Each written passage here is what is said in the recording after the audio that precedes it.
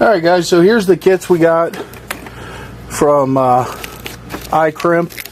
First one here comes with a nice set of spring-loaded wire strippers and this ratcheting crimper.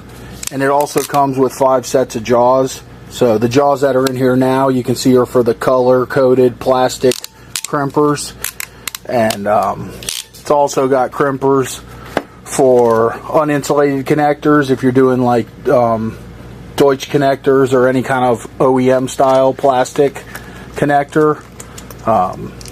They swap out the jaws. They gave you a screwdriver to swap the jaws out. So really nice complete kit.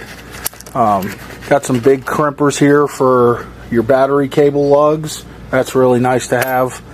And just a nice compact kit. All goes in this nice nylon iCrimp pouch.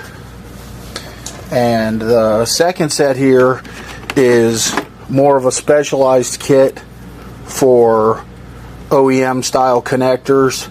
Comes with 2 different sized crimpers, and then it also comes with these round crimpers for crimping the round terminals. They're ratcheting. They are adjustable barrel terminals, so that's really slick.